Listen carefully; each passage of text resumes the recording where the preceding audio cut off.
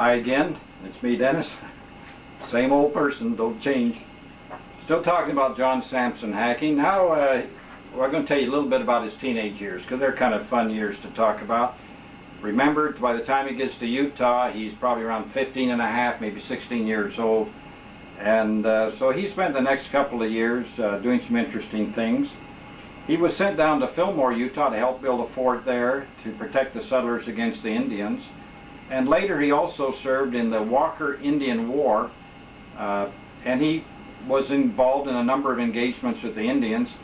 They had, in that group of pioneers that fought in that war, they had an old cannon. They called it an old sow.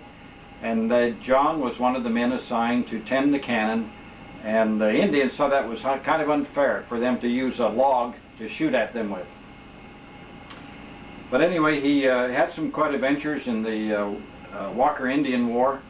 And I think at one time he was even wounded in battle and was left basically for dead, and was picked up later and recovered from that.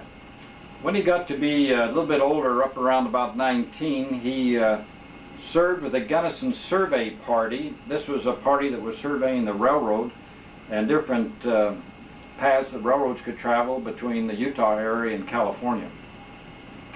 So he left with the Gunnison Survey Party, and on this party they were attacked by Indians one time, and 8 of the 11 people in the party were killed by the Indians. John Sampson obviously was not injured in this battle. The company was reorganized, and they set forth again, and John Sampson, his job in the company was to break the mules. He was basically the mule skinner, to train the mules and probably help take care of some of the other livestock.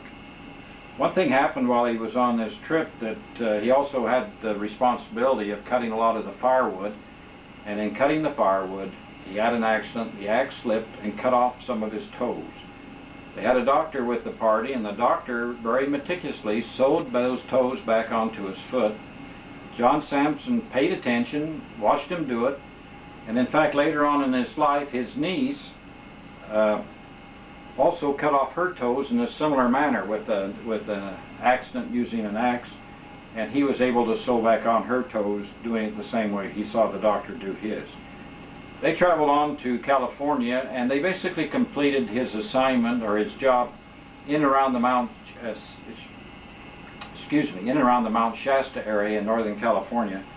And then he was released from his assignment then. He then traveled down to the gold fields of California, to Georgetown, California, where his uncle, Thomas Pearson, was working in the gold mines.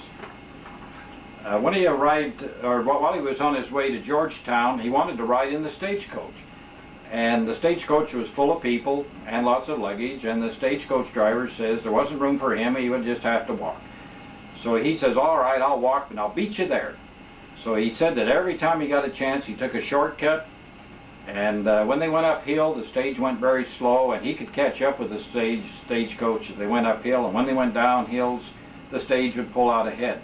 Well, soon all the passengers were watching John Sampson, and they were rooting for him and shouting and cheering him on. And he hurried along, and by the time they get to Georgetown, he actually had beat the stage there and was waiting for the stage on the platform. Well, the passengers got off the stage. They were delighted. They cheered him. They boosted him on his shoulders, took him in the little stage stop. They bought him the finest meal possible, and they made the stage driver pay for his dinner. And the next day in the paper, the headlines came out, Mormon boy carrying 100 pounds beats stagecoach to Georgetown. Well, he said later that he really wasn't 100 pounds, he was carrying just his backpack, but makes for a good story. He then worked in the gold fields for a little while along with his uncle. There was a lot of money to be made in those fields in those days, but a lot of money was spent. One man came to town, and he had a trick donkey, and he would as people pay to try to ride this trick donkey, and if they were able to ride the donkey, then he would pay them $50. Well, the donkey basically threw everybody off, because he knew every trick in the book about how to shake a man off his back. And Thomas Pearson says, hey, I've got a nephew. He can ride that donkey. And so he gets John Sampson out there, and John gets on the donkey. And his legs are so long over this little donkey, he's able to almost lock him underneath, and he locks his legs down around the donkey's stomach.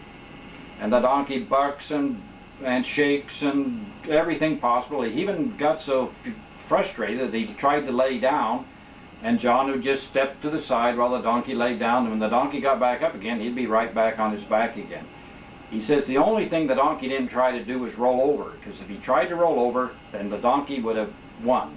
There was no way that he could have kept on the donkey's back while he rolled over.